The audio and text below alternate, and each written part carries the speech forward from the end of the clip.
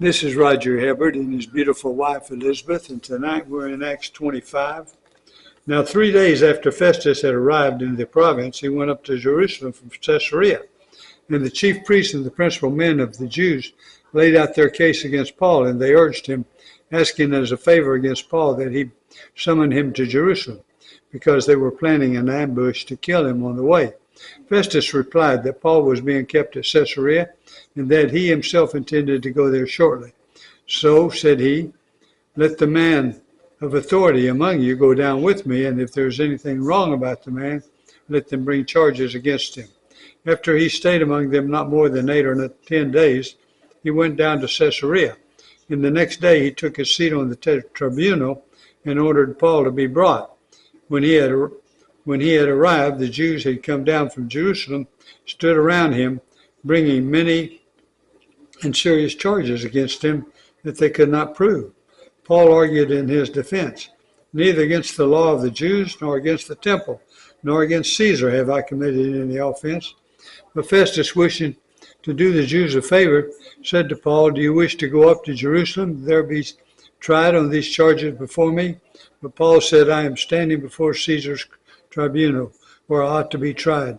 To the Jews I have done no wrong, as you yourself know very well.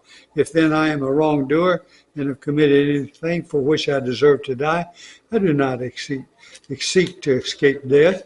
But if there is nothing in their charges against me, no one can give me up to them. I appeal to Caesar.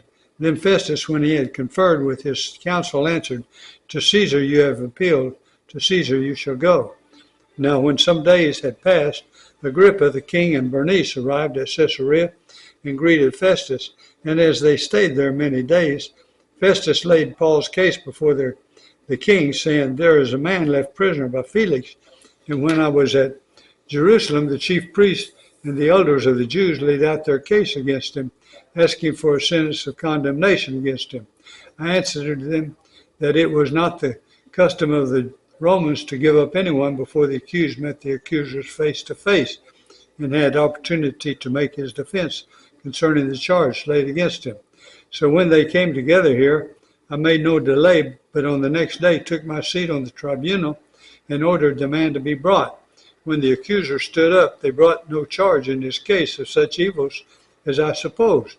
Rather, they had a certain points of dispute with him about their own religion and about a certain Jesus who was dead, but whom Paul asserted to be alive. Being at a lot how to investigate these questions, I asked whether he wanted to go to Jerusalem and be tried there regarding them. But when Paul had appealed to be kept in custody for the decision of the emperor, I ordered him to be held until I could send him to Caesar. Then Agrippa said to Festus, I would like to hear the man myself. Tomorrow, said he, you will hear him. So on the next day, Agrippa and Bernice came with great pomp, and they entered the audience hall with the military tribunes and the prominent men of the city. Then at the command of Festus, Paul was brought in. And Festus said, King Agrippa and all who are present with you, as you see this man about whom the whole Jewish people petitioned me, both in Jerusalem and here, shouting that he ought not to live any longer, but I found that he had done nothing deserving death. And as he himself appealed to the emperor, I decided to go ahead and send him. But I have nothing definite to write to my Lord about him.